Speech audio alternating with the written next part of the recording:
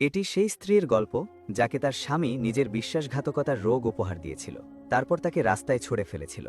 এরপর সে হতাশার ছাই থেকে উঠে আসে ইংরেজি ভাষা এবং একজন সফল নারী উদ্যোক্তার ক্ষমতা নিয়ে, যাতে স্বামীকে সে কারাগারে পাঠাতে পারে এবং আইনের শক্তিতে নিজের অধিকার ও সন্তানদের ছিনিয়ে নিতে পারে। আসসালামু আলাইকুম ওয়া রাহমাতুল্লাহি ওয়া বারাকাতুহু।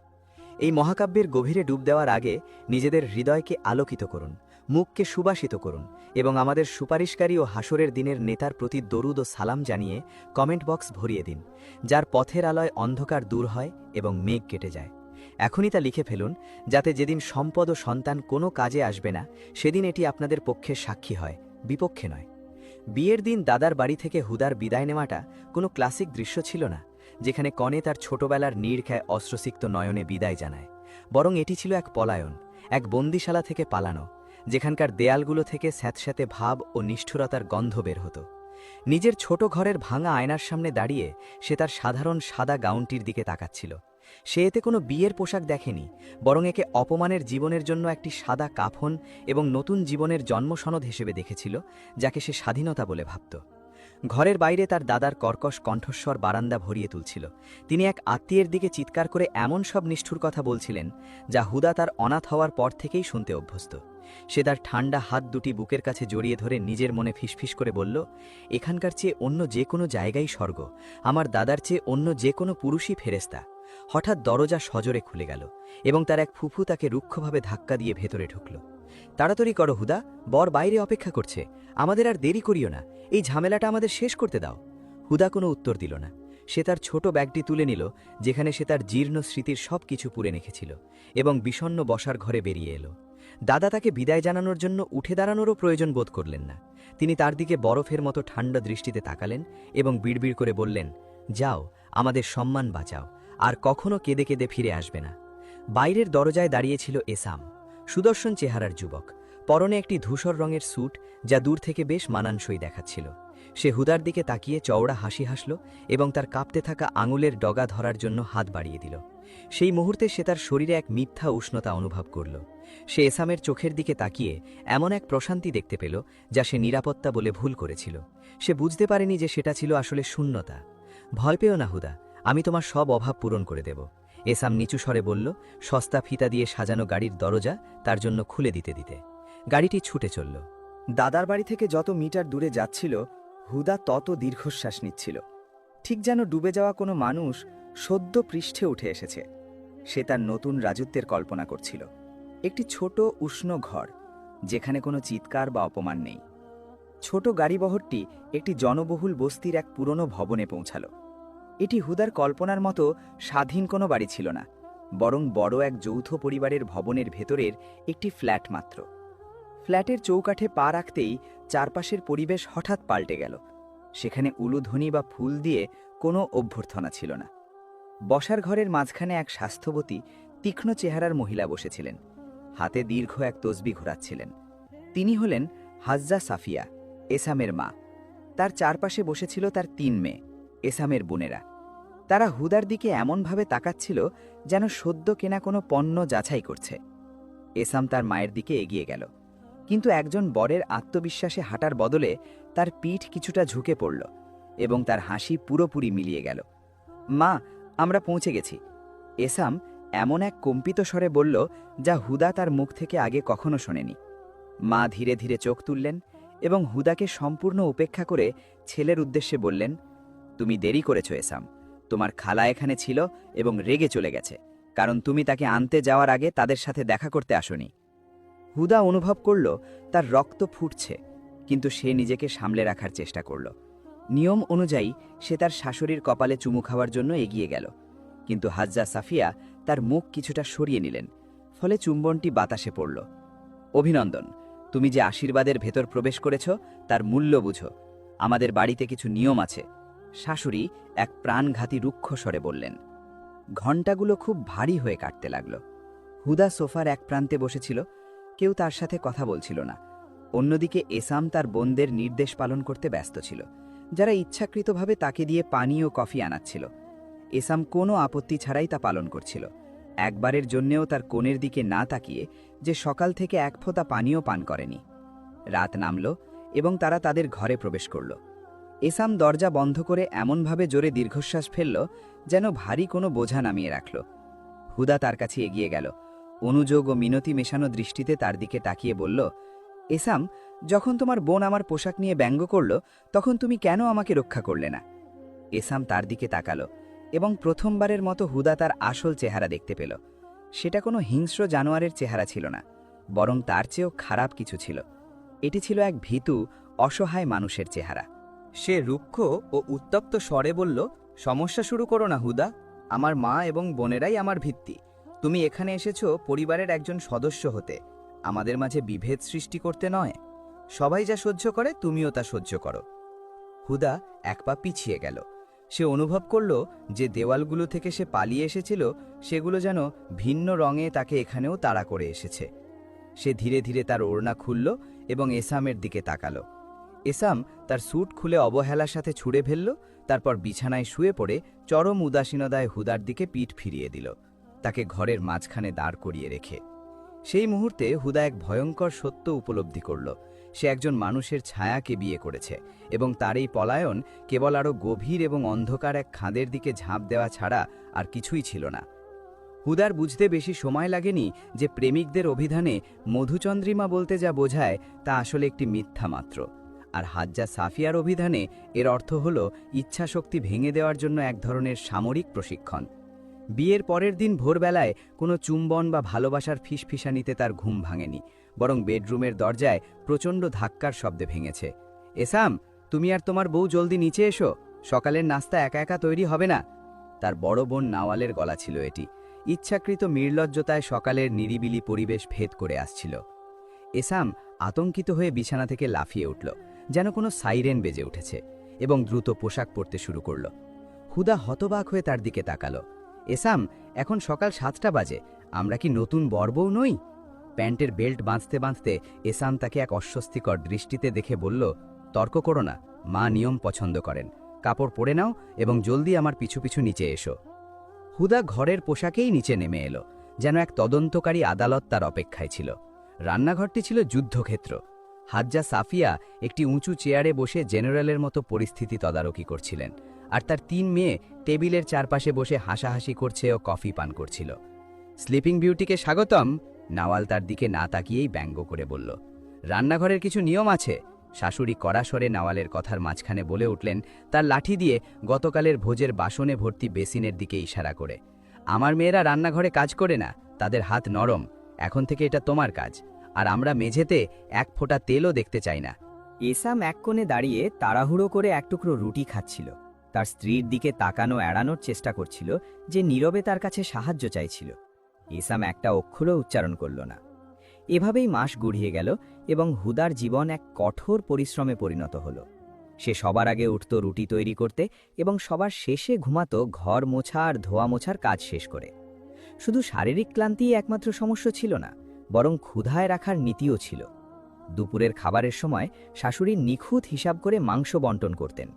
বড় টুকরোগুলো এসামের জন্য, যাতে সে শক্তি পায়, মাঝারি টুকরোগুলো মেয়েদের জন্য, আর হুদার সামনে এক স্তূপ ভাত এবং সামান্য ঝোল দেওয়া হতো। ভাত খাও, তোমার শরীর চিকন, তোমার বেশি কিছুর দরকার নেই, শাশুড়ি কৃত্রিম সারল্যের সাথে বলতেন। ঈদের ঠিক আগে পরিষ্কার পরিচ্ছন্নতার একটি কঠিন দিন পার করার পর এক রাতে হুদা ঘরে ঢুকল। সে খুব মাথা ঘোরা অনুভব করছিল। সে বিছানার এক কোণে বসল এবং ইসামের দিকে তাকালো, যে হাসি মুখে নিজের ফোন ঘাঁটছিল। ইসাম, আমি ক্ষুধার্ত, তোমার মা দুপুরের বেঁচে যাওয়া খাবার লুকিয়ে রেখেছেন, তুমি কি আমাকে একটা স্যান্ডউইচ কিনে দিতে পারবে? ইসামের হাসি জমে গেল এবং সে অস্বস্তির সাথে দ্রুত ফোনটি বন্ধ করে দিল। ক্ষুধার্ত? তুমি কি আমাদের সাথে খাওনি?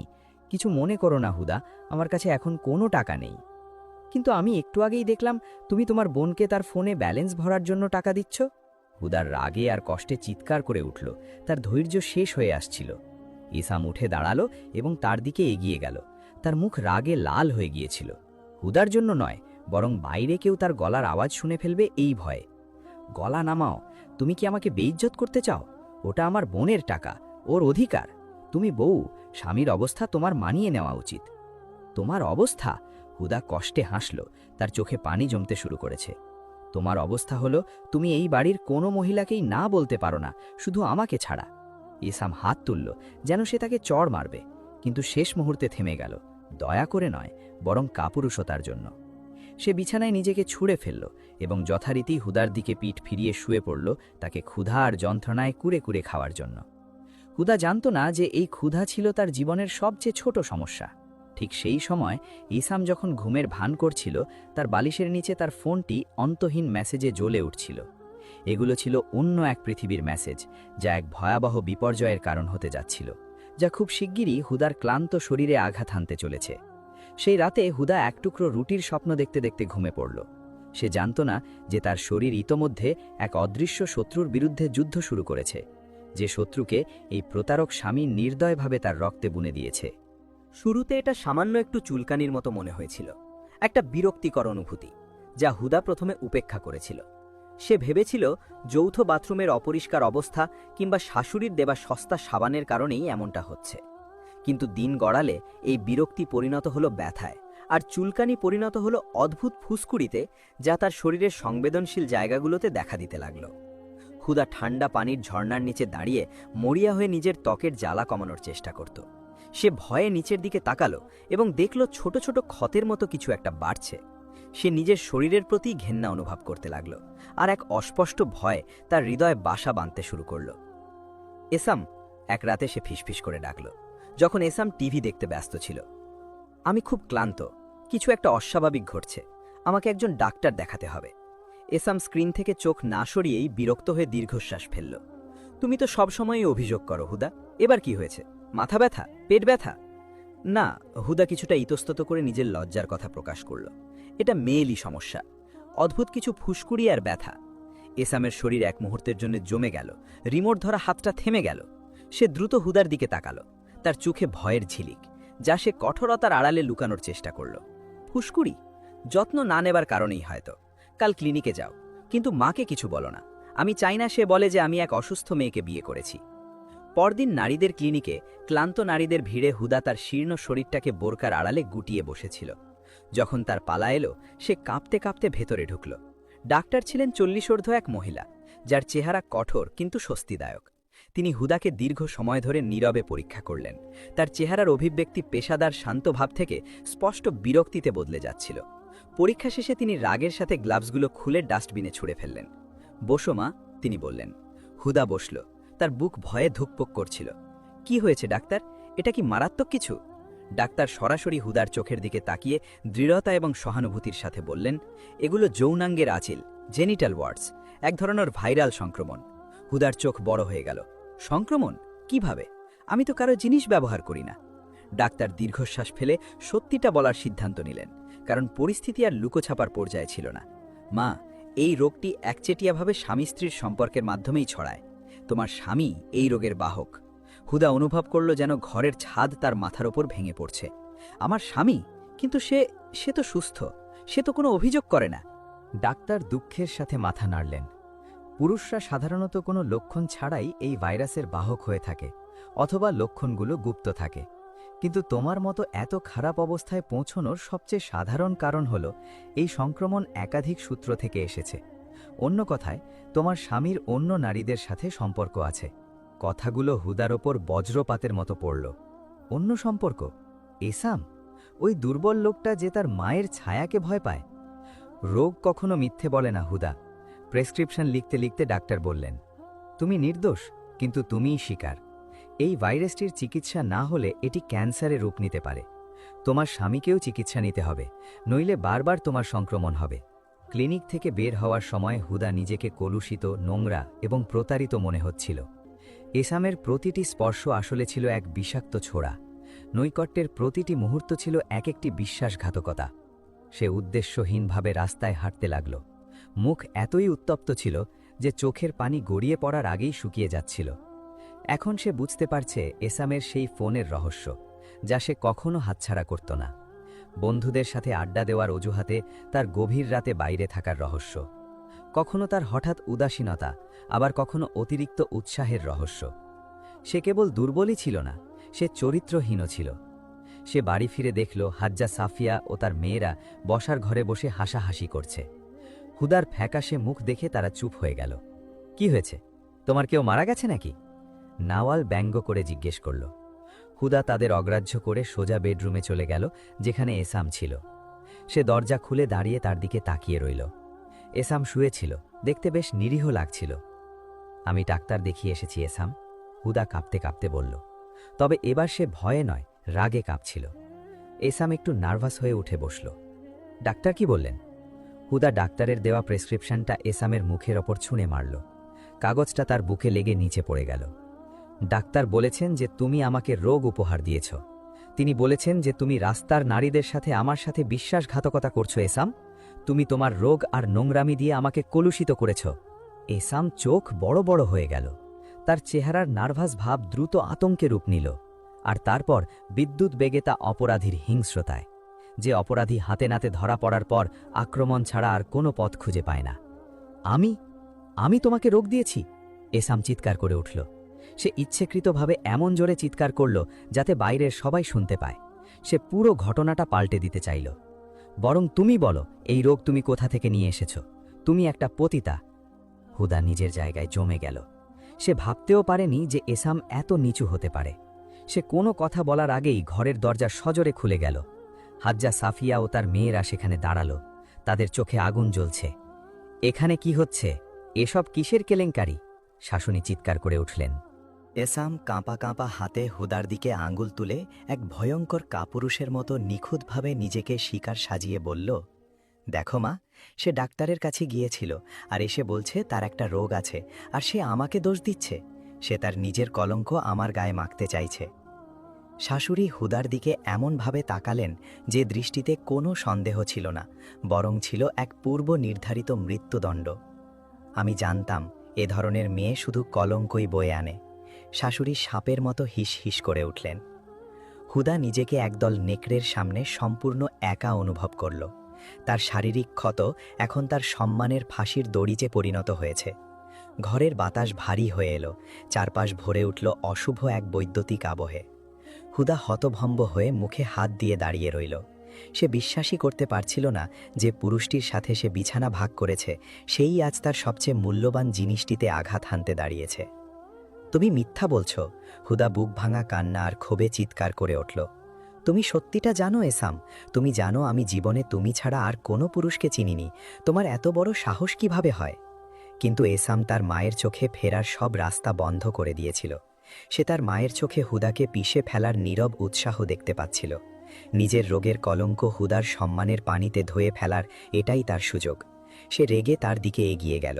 তার ঘাড়ের রগগুলো ফুলে উঠল। চুপ করো, আমি পবিত্র বাড়িতে কোনো নোংরা মেয়ের আওয়াজ শুনতে চাই না।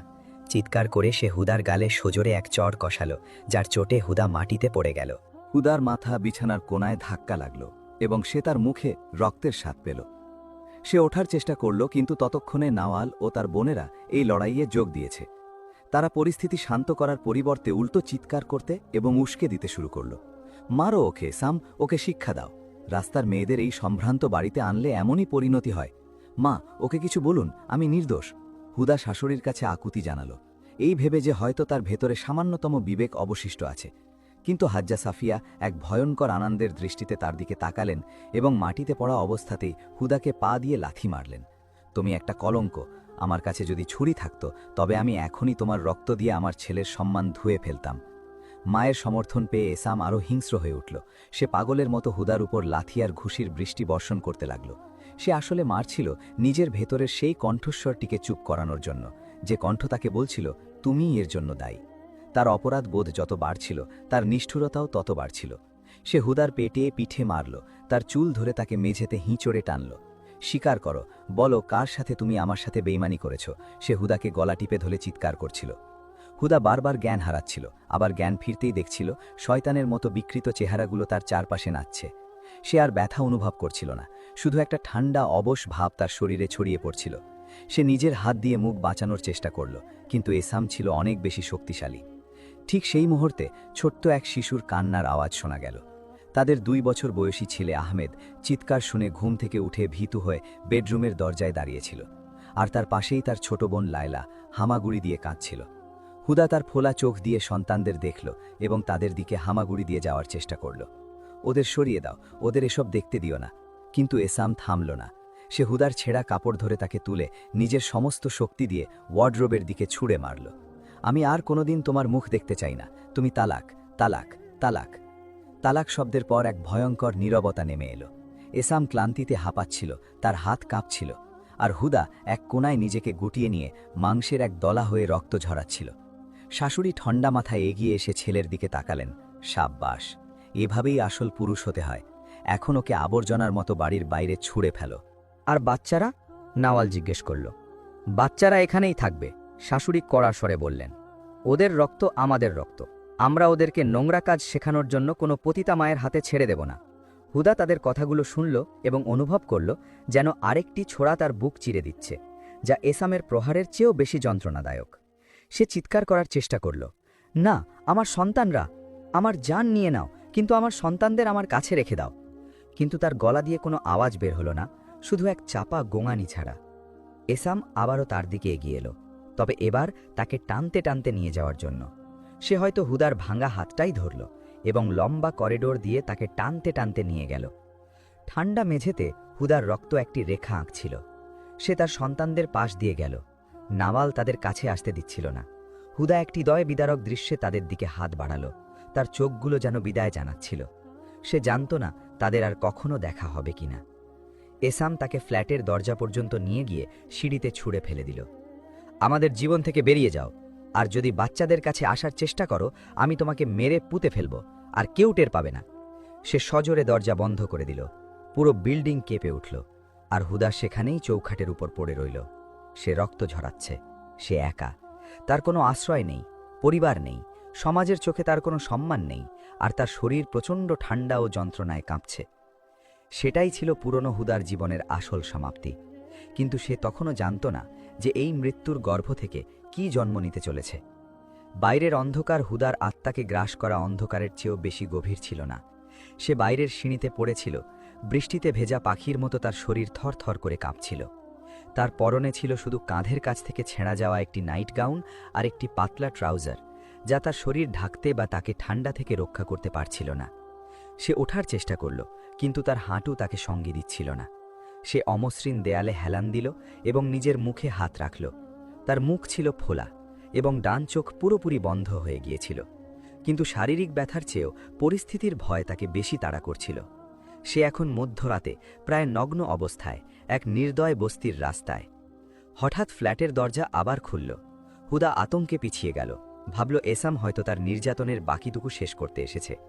কিন্তু সে দেখল একটা বড় কালো পলিথিনের আবর্জনার ব্যাগ ছুঁড়ে দেওয়া হচ্ছে। এরপর নাওয়ালের চিৎকার শোনা গেল, এগুলো তোমার ছেঁড়া ন্যাকড়া, এখানে তোমার গন্ধও আমরা রাখতে চাই না। আবারও সজোরে দরজা বন্ধ হলো এবং ব্যাগটা সিঁড়ি দিয়ে গড়িয়ে হুদার পায়ের কাছে এসে থামল। হুদা কাপা হাতে ব্যাগটা খুলল, দেখল তার জামা কাপড় এলোমেলোভাবে ভরা আছে, কিছু ছেঁড়া আর কিছু অদ্ভুত জিনিসে মাখানো। হয়তো তেল বা বেঁচে যাওয়া খাবার ইচ্ছাকৃতভাবে ঢেলে দেওয়া হয়েছিল। সে পাগলের মতো নিজের বোরকাটা খুঁজল।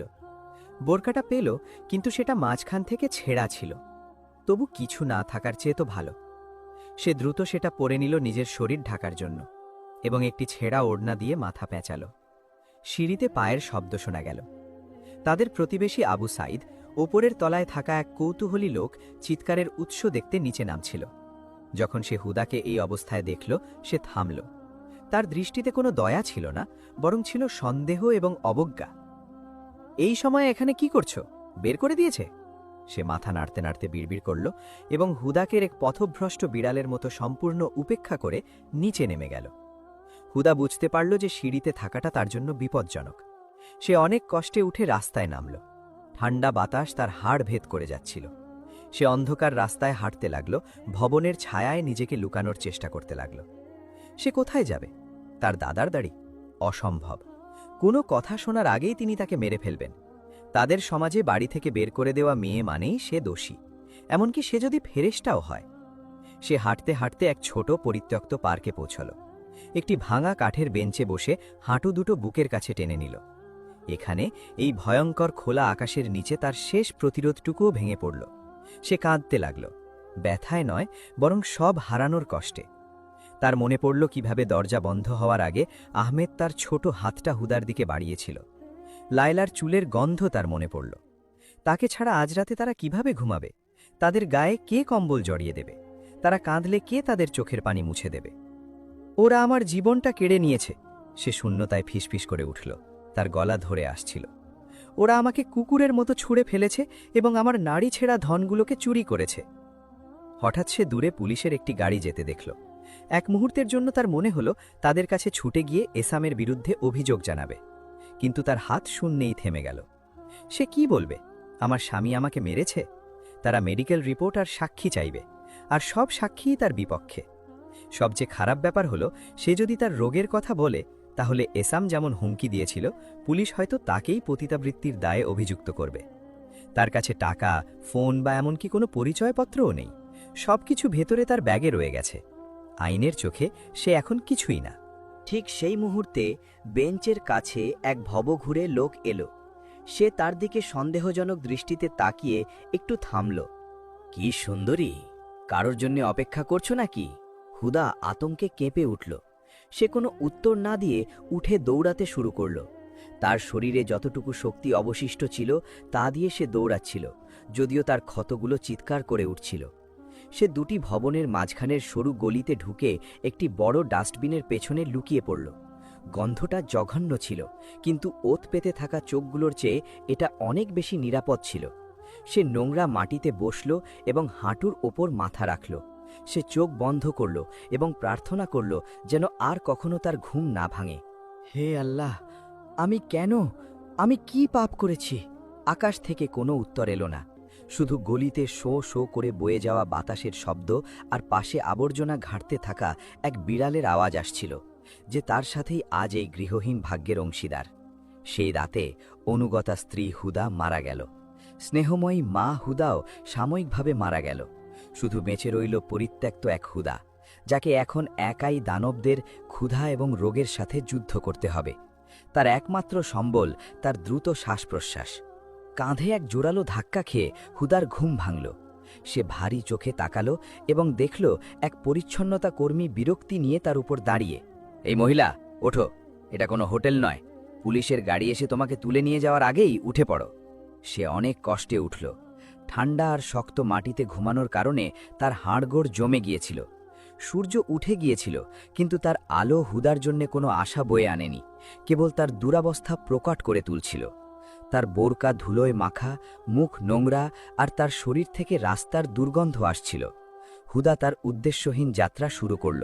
সে জনাকীর্ণ রাস্তা দিয়ে হাঁটছিল আর মানুষের মুখের দিকে তাকাচ্ছিল। সবাইকে ব্যস্ত মনে হচ্ছিল। তাদের সবার একটা গন্তব্য আছে, তাদের বাড়ি আছে, জীবন আছে, আর সে এক অদৃশ্য প্রেতাত্মার মতো। ক্ষুধা তার নাড়ি ভুড়ি ভীষণভাবে কামড়ে ধরছিল। সে একটি বেকারির সামনে দিয়ে যাওয়ার সময় গরম রুটির গন্ধ পেল। সে কাঁচের বাইরে দাঁড়িয়ে রুটিগুলোর দিকে তাকিয়ে রইল। তার মুখে লালা জমছিল। তার কাছে এক পয়সাও ছিল না। সে সাহস জুগিয়ে ভেতরে গিয়ে কিছু ভিক্ষা চাওয়ার কথা ভাবল, কিন্তু তার শেষ সম্বল, তার আত্মসম্মান তাকে বাধা দিল। দাদার সেই কঠোর কথাগুলো তার মনে পড়ে গেল, যে কাজ করে না সে খায় না। কিন্তু একজন নির্যাতিতা, অসুস্থ এবং গৃহহীন নারী কি কাজই বা করতে পারে? সে দীর্ঘ সময় পায়ে হেঁটে পারিবারিক আদালতে গেল। সে ভেবেছিল ওখানে হয়তো সে ন্যায় বিচার পাবে। সে ক্লান্ত হয়ে সেখানে পৌঁছল এবং বড় হল জমে প্রবেশ করল। দয়া করে শুনুন, জানালার ওপাশ থেকে সে এক কর্মচারীকে বলল, আমি আমার স্বামীর বিরুদ্ধে মামলা করতে চাই। সে আমাকে বাড়ি থেকে বের করে দিয়েছে এবং আমার সন্তানদের কেড়ে নিয়েছে। কর্মচারীটি কাগজপত্র থেকে চোখ তুলে বিরক্তির সাথে তার জীর্ণ চেহারার দিকে তাকালো। আপনার পরিচয়পত্র কোথায়? বিয়ের কাবিননামা? কোনো প্রমাণ আছে? আমার কাছে কিছুই নেই, সব ঘরে রয়ে গেছে। সে আমাকে খালি হাতে বের করে দিয়েছে। কর্মচারী বিরক্ত হয়ে দীর্ঘশ্বাস ফেলল। দেখুন ম্যাডাম, কাগজ ছাড়া আমরা কিছু করতে পারবো না। যান, একজন উকিল নিয়ে আসুন, অথবা আগে নিজের পরিচয় প্রমাণ করুন। নিয়ম তো নিয়মই। সে ভগ্ন হৃদয় নিয়ে বেরিয়ে এলো। আইনের চোখে তার মানবিক পরিচয় প্রমাণের জন্য একটি কাগজের প্রয়োজন। সে কাছের এক ফুটপাতে বসে নিজের ভবিষ্যতের কথা ভাবতে লাগল। তার শরীরে ঘুমিয়ে থাকা সেই দানব রোগটি জেগে উঠতে শুরু করেছিল। আগের চেয়ে বেশি ব্যথা অনুভব হচ্ছিল, আর তার হালকা জ্বর জ্বর লাগছিল। ক্ষুধায় না মরলেও আমি অসুখেই মারা যাব, সে নিজেকে বলল। এভাবে 3 দিন কেটে গেল। হুদা মাঝে মাঝে খুঁজে পাওয়া রুটির টুকরো খেয়ে আর মসজিদের কল থেকে পানি পান করে বেঁচেছিল। ভয় আর ঠান্ডার কারণে তার ঘুম একেবারেই আসছিল না। সে বিভ্রমের মধ্যে ঢুকতে শুরু করল। সে দেখতে পেত ছোট্ট আহমেদ তার সামনে রাস্তায় দৌড়াচ্ছে। সে হাত বাড়িয়ে তাকে ধরতে যেত, কিন্তু শুধু বাতাস মুঠি করত। চতুর্থ দিনে হুদা চরম হতাশার সীমায় পৌঁছে গেল। সে এক পুরনো ব্রিজের নিচে বসেছিল, যেখানে কিছু গৃহহীন মানুষ জড়ো হতো। সেখানে এক নেশাগ্রস্ত যুবক কাঁচের মতো চোখ নিয়ে তার দিকে তাকিয়েছিল, আর এক বৃদ্ধা নিজের মনে কথা বলছিল। এটাই কি তার ভবিষ্যৎ? সে কি এভাবেই এক অজানা লাশ হয়ে ব্রিজের নিচে মরে পড়ে থাকবে? তার মাথায় আত্মহত্যার চিন্তা এলো। সে উপরের হাইওয়ের দিকে তাকালো, যেখানে গাড়িগুলো পাগলের মতো ছুটে যাচ্ছিল। এক পা ফেললেই সব ব্যথার অবসান। সে উঠে দাঁড়িয়ে হাইওয়ের কিনারার দিকে এগোতে লাগল। পা দুটো ভারী লাগছিল, কিন্তু নিজের কষ্ট শেষ করার সংকল্প ছিল আরও প্রবল। সে কিনারায় পৌঁছল, নিচে তাকালো। অনেক উঁচুতে সে চোখ বন্ধ করল এবং ঝাঁপ দেওয়ার প্রস্তুতি নিল। মা! ভিতর থেকে আসা একটা কণ্ঠস্বর, বা হয়তো বিভ্রম, কিন্তু সেটা ছিল সূর্যের মতো স্পষ্ট। তার মেয়ে লাইলার কণ্ঠ। সে হঠাৎ চোখ খুলল। যদি সে মারা যায়, ওদের কে বাঁচাবে? সাপের বাড়ি থেকে ওদের কে নিয়ে আসবে? সে মারা গেলে হাজ্জা, সাফিয়া আর এসাম জিতে যাবে। তারা মানুষকে বলবে, দেখো, সে আত্মহত্যা করেছে, কারণ সে দোষী ছিল। সে হাঁপাতে হাঁপাতে, কাঁদতে কাঁদতে পিছিয়ে এলো।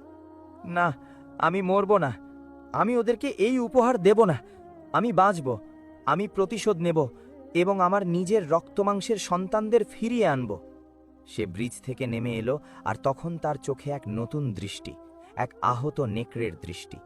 সে সিদ্ধান্ত নিল, আজ থেকে সে আর শিকার হবে না, সে আর সাহায্য খুঁজবে না, সে খুঁজবে সুযোগ। সে হাঁটতে হাঁটতে এক অভিজাত এলাকায় পৌঁছালো, যা তার পুরনো জগৎ থেকে একেবারেই আলাদা। সে একটি সুন্দর ভিলার গেটে ঝুলন্ত ছোট্ট একটা সাইনবোর্ড দেখতে পেল, একজন সার্বক্ষণিক কাজের মেয়ে আবশ্যক, অভিজ্ঞতার প্রয়োজন নেই, সততাই প্রধান। হুদা গেটের সামনে দাঁড়ালো। তার চেহারা ছিল বিপর্যস্ত, কিন্তু সে যতটুকু সম্ভব বোরকার ধুলো ঝেড়ে নিল, আস্তিন দিয়ে মুখ মুছল এবং কলিং বেল বাজালো।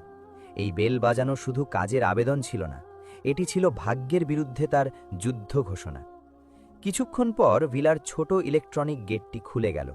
হুদা বাগানে ঢোকার আগে একটু ইতস্তত করল। বাগানটি ছিল অত্যন্ত পরিপাটি, দেওয়াল ঘেরা জ্যাসমিন ফুলের সুবাস ছড়াচ্ছিল। এই সুবাস তাকে এমন এক পৃথিবীর কথা মনে করিয়ে দিল, যা সে কেবল স্বপ্নেই দেখেছে। প্রধান দরজার কাছে 50 এক ভদ্রমহিলা বেরিয়ে এলেন। তার চেহারায় আভিজাত্য, তার ছোট ধূসর চুলগুলো সুন্দর করে আঁচড়ানো, আর গলায় চেন দিয়ে ঝোলানো একটি চশমা। ভদ্রমহিলা হুদার দিকে তাকালেন। গত কয়েকদিনে হুদা যে অবজ্ঞা দেখে অভ্যস্ত হয়ে গিয়েছিল, তার পরিবর্তে সে ভদ্রমহিলার চোখে অবাক আর কৌতূহলের মিশ্রণ দেখতে পেল। হ্যাঁ মা, তুমি কি বিজ্ঞাপনের জন্য এসেছ? ভদ্রমহিলা শান্ত কণ্ঠে স্পষ্ট ও শুদ্ধ আরবিতে জিজ্ঞেস করলেন। হুদা কথা বলার চেষ্টা করল, কিন্তু তার গলা মরুভূমির মতো শুকিয়ে গেল। সে কষ্ট করে ঢোক গিলে ভাঙা গলায় বলল, হ্যাঁ ম্যাডাম, আমি একটা কাজ এবং আশ্রয়ের খোঁজ করছি। ভদ্রমহিলা এক মুহূর্ত তার দিকে তাকিয়ে রইলেন। তিনি হুদার মুখের হালকা কালশিটে দাগগুলো দেখলেন, কিন্তু তিনি তার চোখের সেই জেদি ঝিলিকটাও দেখতে পেলেন। আমার নাম ডক্টর সুয়াদ। দরজা পুরোপুরি খুলে দিয়ে ভদ্রমহিলা বললেন, ভেতরে এসো। তুমি এভাবে কাঁপছ, এখানে দাঁড়িয়ে কথা বলা সম্ভব নয়। বাড়ির ভেতরে সবকিছুতেই সংস্কৃতির ছাপ ছিল। দেওয়ালগুলো বই ভর্তি তাকে ঢাকা, সুন্দর শিল্পকর্ম এবং চারদিকে হালকা শাস্ত্রীয় সঙ্গীত বাজছিল। হুদার মনে হল সে যেন এক অদ্ভুত প্রাণী হিসেবে কোনো পবিত্র মন্দিরে প্রবেশ করেছে। ডক্টর সুয়াদ তাকে রান্নাঘরে বসালেন এবং এক গ্লাস গরম দুধ আর কিছু স্যান্ডউইচ দিলেন। হুদা প্রথমে ইতস্তত করে খেল, কিন্তু তারপর দীর্ঘ সময় ধরে অভুক্ত মানুষের মতো গোগ্রাসে খেতে শুরু করল। সুয়াদ নীরবে তাকে দেখছিলেন। যখন হুদা খাওয়া শেষ করল, তখন তিনি বললেন, আমি অন্যদের ব্যাপারে নাক গলাতে পছন্দ করি না, কিন্তু স্পষ্টতই তুমি কোনো বড় বিপদে আছো। আমার স্বামী মারা যাওয়ার পর এবং ছেলেমেয়েরা বিদেশ যাওয়ার পর আমি এখানে একাই থাকি। বাড়ির কাজে আমাকে সাহায্য করার জন্য একজন মানুষ দরকার, তবে সবচেয়ে বেশি যেটা দরকার তা হলো একজন বিশ্বস্ত মানুষ। তুমি কি সেই মানুষটা হতে পারবে? হুদা মাথা তুলল, তার চোখে পানি জলজল করছিল। আল্লাহর কসম ডক্টর, আমি কোনোদিন চুরি করিনি বা কারোর ক্ষতি করিনি। আমার পরিস্থিতিই আমাকে এই পথে ঠেলে দিয়েছে। আমি শুধু আমার চোখ দিয়ে আপনাকে সেবা করব। আমি শুধু একটা নিরাপদ আশ্রয় চাই। সুয়াদ কোনো কষ্টদায়ক প্রশ্ন করলেন না। তিনি ছিলেন একজন বুদ্ধিমতী নারী, ইংরেজি সাহিত্যের অবসরপ্রাপ্ত বিশ্ববিদ্যালয়ের অধ্যাপক। তিনি জানতেন কিভাবে লেখা এবং মানুষ উভয়কেই পড়তে হয়। ঠিক আছে, নিচতলায় তোমার ঘর হবে, ওখানে একটা আলাদা বাথরুম আছে, এই জামাগুলো নাও। তিনি তাকে কিছু পরিষ্কার কাপড় দিলেন। আজ গোসল করে বিশ্রাম নাও, আমরা আগামীকাল থেকে কাজ শুরু করব। সেই রাতে হুদা বাথরুমে ঢুকে 1 ঘন্টা গরম পানির নিচে দাঁড়িয়ে রইল। সে লুফা দিয়ে এত জোরে শরীর ঘষল যে চামড়া লাল হয়ে গেল। সে এসামের নোংরামি, রাস্তার অপমান আর রোগের কলঙ্ক ধুয়ে ফেলার চেষ্টা করছিল। যখন সে বেরিয়ে এলো, আয়নার দিকে তাকালো। সে অনেক রোগা এবং ফ্যাকাশে হয়ে গেছে, কিন্তু সে পরিষ্কার। ঘুমানোর আগে সে তার গোপন পকেটে লুকিয়ে রাখা ডাক্তারের প্রেসক্রিপশনটা বের করল। এটাই ছিল তার প্রথম চিন্তার বিষয়। পরদিন সকালে হুদা পেটে ব্যথার অজুহাত দিয়ে ওষুধ কেনার জন্য সুয়াদের কাছে কিছু টাকা ধার চাইল। সুয়াদ কোনো দ্বিধা ছাড়াই তাকে টাকা দিয়ে দিলেন। প্রথম কয়েক সপ্তাহের মধ্যেই হুদা প্রমাণ করল যে সে এক অক্লান্ত যন্ত্র। সে বাড়িটা এমনভাবে পরিষ্কার করল যে চকচক করতে লাগল, বাগানের যত্ন নিল এবং সুস্বাদু খাবার রান্না করল। কিন্তু সুয়াদ অন্য একটা জিনিস লক্ষ্য করলেন।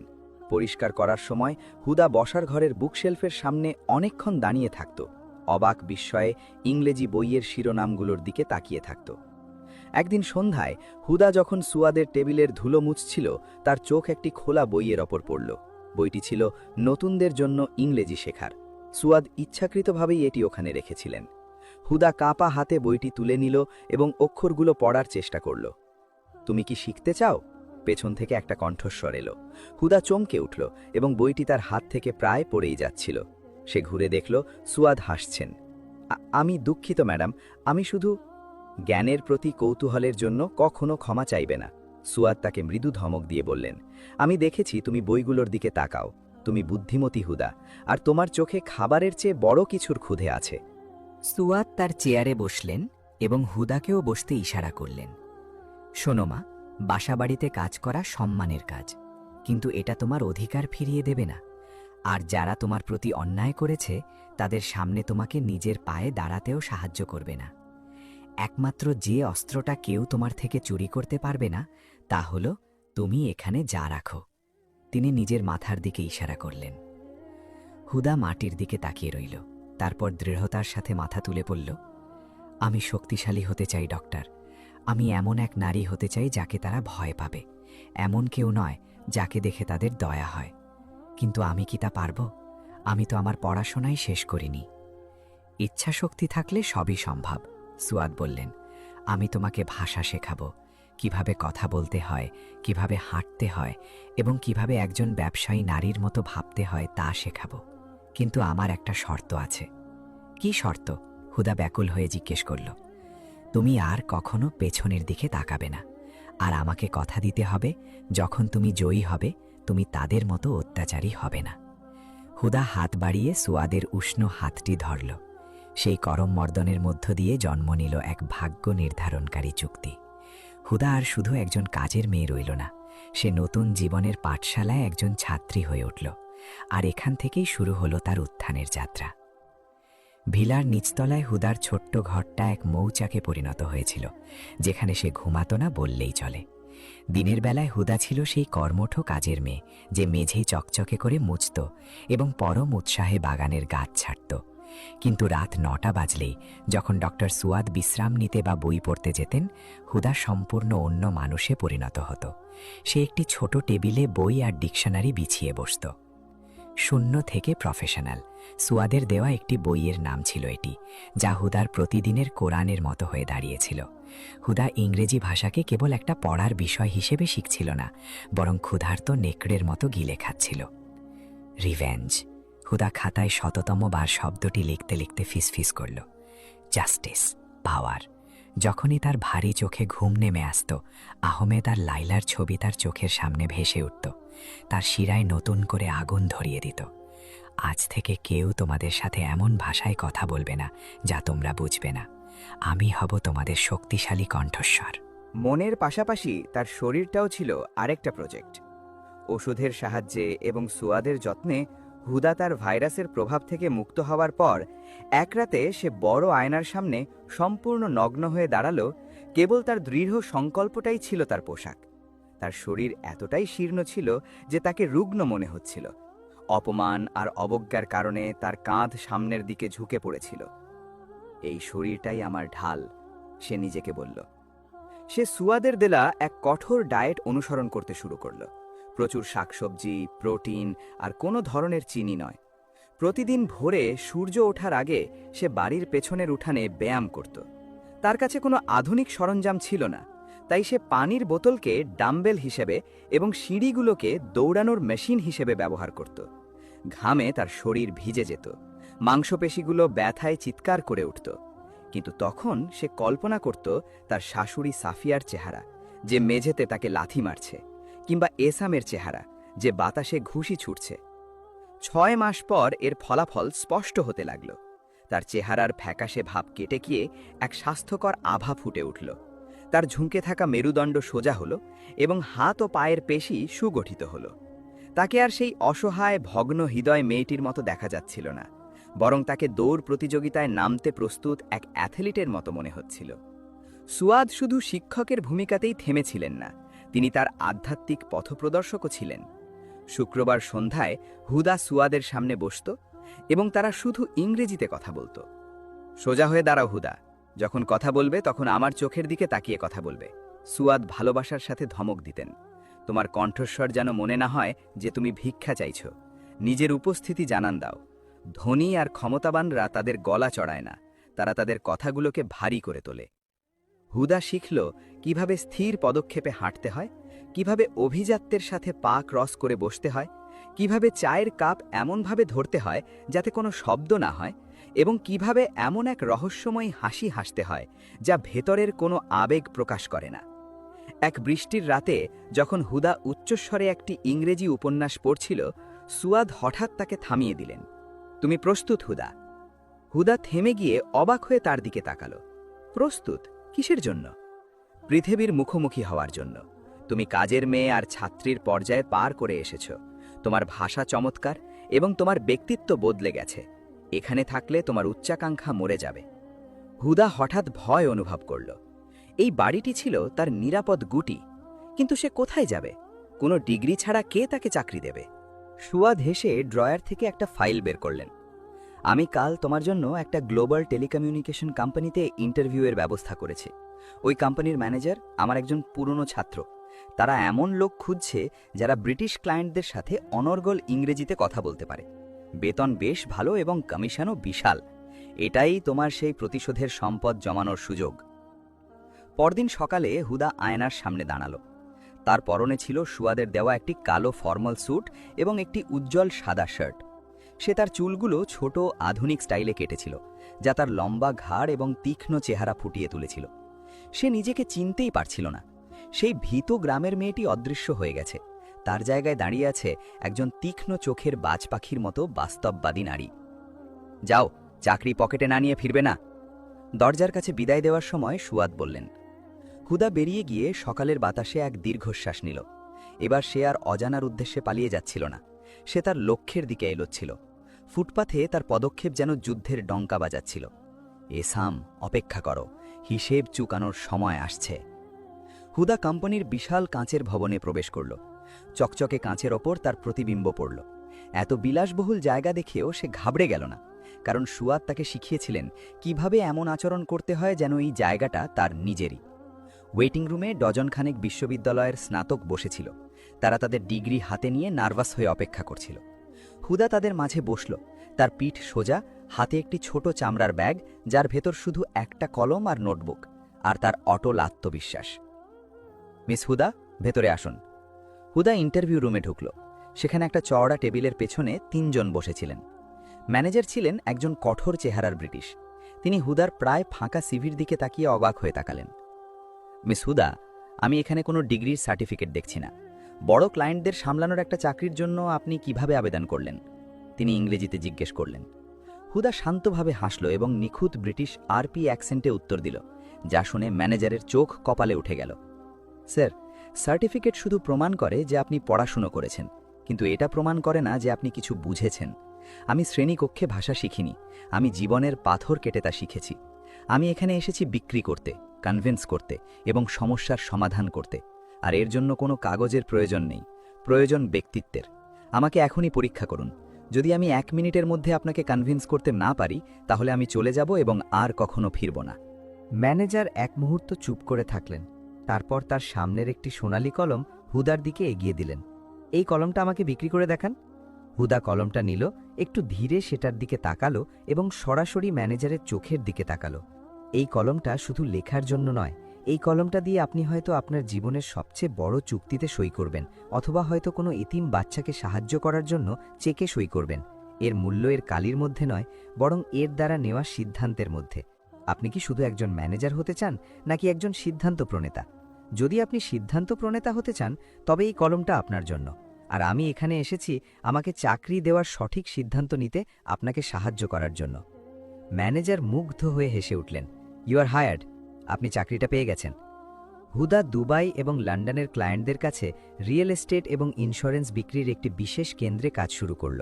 সে হেডসেট কানে লাগিয়ে নিজের চারপাশের পৃথিবী থেকে বিচ্ছিন্ন হয়ে নাম্বার আর বোঝানোর এক অন্য জগতে ঢুকে যেত। তার উষ্ণ এবং আত্মবিশ্বাসী কণ্ঠস্বরে এক জাদুর মতো কাজ হতো। প্রথম মাসেই সে কোম্পানির পুরনো সব কর্মীর চেয়ে বেশি সেলস টার্গেট পূরণ করল। হুদা নিজের জন্য 1 পয়সাও খরচ করত না। সে সুয়াদের বাড়িতে যা রান্না হতো তাই খেত এবং একই ফর্মাল পোশাক পরত। তার প্রতিটি দিনার, প্রতিটি কমিশন, প্রতিটি বোনাস সরাসরি একটা গোপন ব্যাংক অ্যাকাউন্টে জমা হতো, যার নাম সে রেখেছিল স্বাধীনতার তহবিল। 1 বছর কেটে গেল। হুদা কোম্পানিতে এক কিংবদন্তিতে পরিণত হল। তাকে টিম সুপারভাইজার পদে পদোন্নতি দেওয়া হলো। তার নিজস্ব একটা অফিস এবং বিশাল অঙ্কের বেতন হলো। কিন্তু তার লক্ষ্য বদলালো না। সে প্রতি রাতে তার ব্যাংক ব্যালেন্স দেখত। 1 লক্ষ, 2 লক্ষ, অর্ধেক মিলিয়ন। অবশেষে সে তার কাঙ্ক্ষিত অঙ্কে পৌঁছল, স্থানীয় মুদ্রায় 5 মিলিয়ন দিনার। সেরা আইনজীবীদের খরচ চালানো এবং নতুন জীবন কেনার জন্য এটা যথেষ্ট ছিল। একদিন হুদা শহরের সবচেয়ে বিখ্যাত আইনজীবী মিস্টার ফরিদ আল দিবের অফিসে প্রবেশ করল। তিনি এমন একজন লোক যিনি শুধু বড় বড় মামলা নিতেন এবং আকাশ ছোঁয়া পারিশ্রমিক চাইতেন। সেক্রেটারি হুদার বিলাসবহুল ব্র্যান্ডের পোশাক এবং দামি ঘড়ির দিকে তাকিয়ে তাকে সঙ্গে সঙ্গে ভেতরে পাঠিয়ে দিল। হুদা আইনজীবীর সামনে বসে টেবিলের ওপর একটি খোলা চেক রাখল। মিস্টার ফরিদ, আমি চাই আপনি আইন দিয়ে ওদের টুকরো টুকরো করে ফেলুন। আইনজীবী আগ্রহ নিয়ে তার দিকে তাকালেন। কারা? কোনো প্রতিযোগী কোম্পানি? না, আমার প্রাক্তন স্বামী এবং তার মা। আমি চাই ডিভোর্স, বাচ্চাদের কাস্টাডি এবং আমার সম্মান নষ্ট করার মামলা। আমি চাই ওদের এমনভাবে পিষে ফেলতে যেন ওরা আর কখনো মাথা তুলে দাঁড়াতে না পারে। হুদা তার গল্প বলতে শুরু করল, কিন্তু এবার কোনো চোখের পানি ছাড়া। একজন সেনাপতি যেভাবে যুদ্ধের পরিকল্পনা শোনায়, হুদা ঠিক সেভাবেই ঘটনাগুলো বলছিল। আমার কাছে পুরনো মেডিকেল রিপোর্ট আছে, যা ডাক্তার নিজের কাছে রেখেছিলেন। আমার কাছে এমন সাক্ষী আছে যাদের কেনা বা রাজি করানো যাবে। আর আমার কাছে আদালতে দীর্ঘতম লড়াই চালানোর মতো পর্যাপ্ত টাকা আছে। আইনজীবী হাসলেন এবং তার ফাইল বন্ধ করে বললেন, আমি এই ধরনের চ্যালেঞ্জ পছন্দ করি, কিন্তু মিস হুদা, এই যুদ্ধটা খুব নোংরা হবে। আপনি কি ওদের মুখোমুখি হতে প্রস্তুত? হুদা উঠে দাঁড়ালো এবং তার সিল্ক জ্যাকেটের কলার ঠিক করল। আমি আর সেই হুদা নেই যাকে তারা পা দিয়ে লাথি মারত। আমি এখন সেই দুঃস্বপ্ন যার জন্য তারা মোটেও প্রস্তুত নয়। আইনজীবীর অফিস থেকে বেরিয়ে হুদা একটি বিলাসবহুল গাড়ির শোরুমে গেল। সে একটা বিশাল কালো রঙের ভয়ঙ্কর দর্শন 4 হুইল ড্রাইভ গাড়ি কিনল এবং ক্যাশে ডাউন পেমেন্ট দিয়ে দিল। সে গাড়ি চালিয়ে শহরের রাস্তা দিয়ে যাওয়ার সময় নিজের হাতে ক্ষমতা অনুভব করল। কাল কাল তোমরা দেখবে হুদা কে। সে ডক্টর সুয়াদের ভিলাতে ফিরে এলো। একজন বাসিন্দা হিসাবে এটাই তার শেষ রাত ছিল। সুয়াদ তাকে শক্ত করে জড়িয়ে ধরলেন। তোমার প্রতিশ্রুতির কথা মনে রেখো হুদা। ন্যায় বিচার, কোনো অবিচার নয়। চিন্তা করবেন না, আমার দ্বিতীয় মা। আমি তাদের ঠিক ততটুকুই দেব যতটুকু তাদের প্রাপ্য, 1 বিন্দুও বেশি নয়। সেই রাতে হুদা ঘুমায়নি। সে বসে বসে পরিকল্পনা মেলাতে লাগল। কাল সে সেই বিচ্ছেদের মহল্লায় ফিরে যাবে, কিন্তু এবার শিকার হিসেবে নয়, বরং এমন এক বন্যা হয়ে যা সবকিছু ভাসিয়ে নিয়ে যাবে। দিনটি ছিল শুক্রবারের দুপুর। বস্তি এলাকাগুলো এ সময় সবচেয়ে বেশি কোলাহলপূর্ণ। মসজিদ থেকে নামাজ পড়ে ফিরছে পুরুষরা, বাচ্চারা সরু গলিতে ফুটবল খেলছে এবং নারীরা জানালা এবং ব্যালকনি থেকে একে অপরের সাথে গল্প করছে। হঠাৎ চারপাশের কোলাহল থেমে গেল। এক অদ্ভুত নীরবতা নেমে এলো, যাকে ভেদ করে এলো এক শক্তিশালী ইঞ্জিনের শব্দ। গলিতে প্রবেশ করল একটি কালো আয়নার মতো চকচকে বিশাল 4 হুইল ড্রাইভ গাড়ি। এর জানালাগুলো পুরোপুরি কালো গ্লাসে ঢাকা। গাড়িটি অত্যন্ত ধীর ও আত্মবিশ্বাসী গতিতে এগিয়ে আসছিল।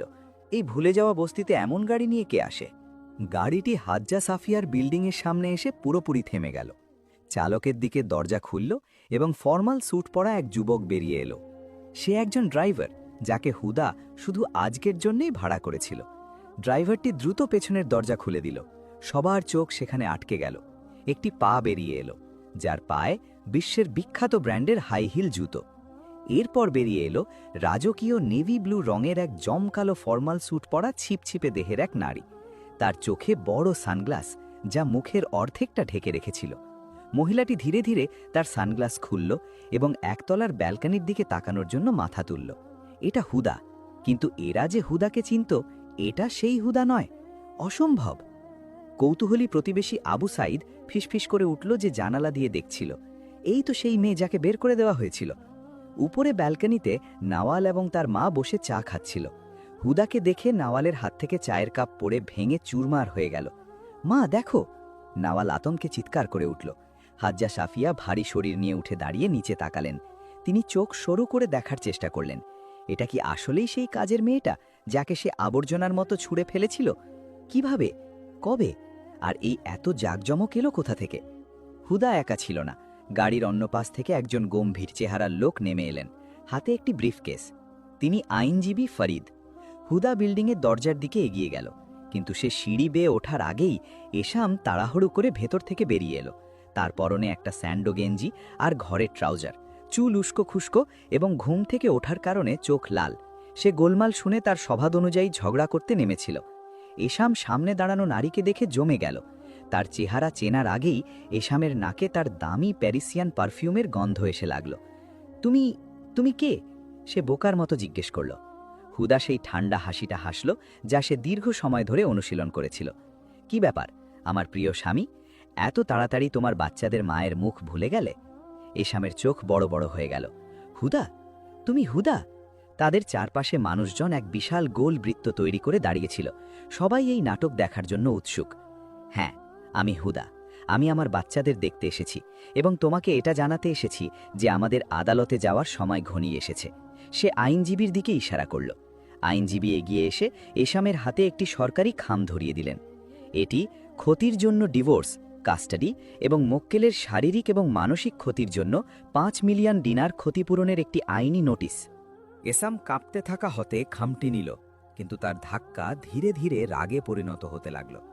যে মেয়েটি গতকাল পর্যন্ত তার কাজের মেয়ে ছিল, আজ তার সামনে নিজেকে এমন তুচ্ছ মনে হতে দেখে সে পাগল হয়ে গেল। আদালত? ক্ষতিপূরণ? তুমি স্বপ্ন দেখছ? এসাম প্রতিবেশীদের সামনে তার মিথ্যা পুরুষত্ব জাহির করার জন্য চিৎকার করে উঠল। কোথা থেকে তুমি এত টাকা পেলে? তুমি... সে পতিতা শব্দটা উচ্চারণ করতে পারল না, কারণ হুদার আভিজাত্য এমন ছিল যে ওই অপবাদ তার সাথে মানাচ্ছিল না। নিশ্চয়ই তোমার নোংরা কাজগুলো থেকে হারাম টাকা নিয়ে বড়াই করতে এসেছ। হুদা তাচ্ছিল্যের সাথে ছোট তীক্ষ্ণ হাসি হাসল।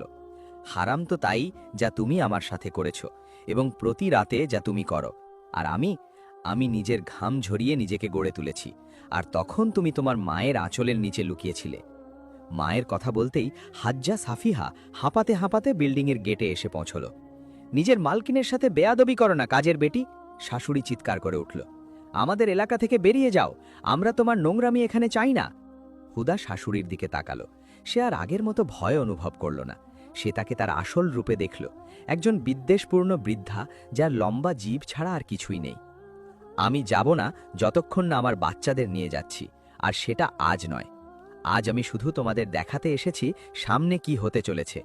এরপর সে তার গলা নামিয়ে আনল, যাতে শুধু এসাম এবং তার মা শুনতে পায়। আর আমি তোমাদের দুজনের জন্য একটি ছোট উপহার এনেছি। সে ড্রাইভারের দিকে ইশারা করল। ড্রাইভার গাড়ির ট্রাঙ্ক খুলে একটি বড় পোস্টার বের করে আনল। এটি একটি পুরনো ছবি, যা হুদা তাকে বের করে দেওয়ার আগে এসামের ড্রয়ারে পেয়েছিল। ছবিতে এসাম একটি সন্দেহজনক মেয়ের সাথে আপত্তিকর অবস্থায় ছিল। এসাম, এই ছবিটা কি মনে আছে? আমি এটা তোমার কাগজের মধ্যে পেয়েছিলাম। তোমার ভালো চরিত্রের চমৎকার একটা প্রমাণ হবে এটা আদালতে। এসাম পাগল হয়ে গেল।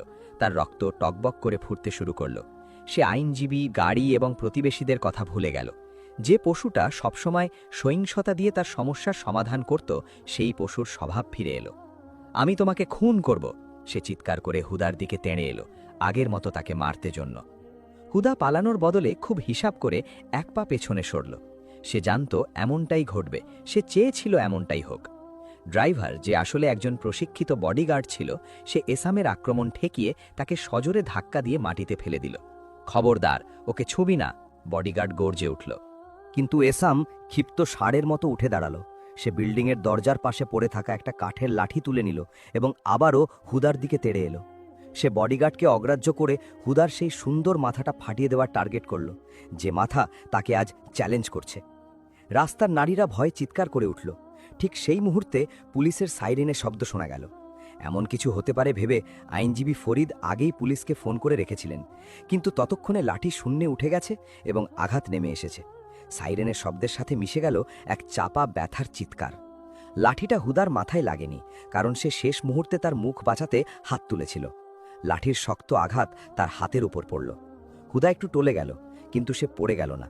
সে হাত চেপে দাঁড়িয়ে রইল। তার চোখ এসামের ওপর স্থির ছিল, আর সেই চোখে কোনো ব্যথা ছিল না, ছিল বিজয়ের হাসি। ধরো ওকে, পুলিশের অফিসার চিৎকার করে উঠলেন। তিনি অন্য দুজন পুলিশের সাথে গাড়ি থেকে লাফিয়ে নেমে এলেন। পুলিশ অফিসাররা এসামের ওপর ঝাঁপিয়ে পড়ল, যে তখনও পাগলের মতো লাঠি ঘোরাচ্ছিল। তারা তাকে মাটিতে ফেলে হাতকড়া পড়ালো। আমাকে ছেড়ে দিন, ও আমার স্ত্রী, আমি ওকে শিক্ষা দিচ্ছি, এসাম চিৎকার করছিল। তার মুখ অমসৃণ রাস্তার সাথে চেপে ধরা ছিল। আইনজীবী ফরিদ অত্যন্ত শান্তভাবে এগিয়ে এলেন এবং তার ফোন বের করলেন, যা প্রথম মুহূর্ত থেকেই ভিডিও রেকর্ড করছিল।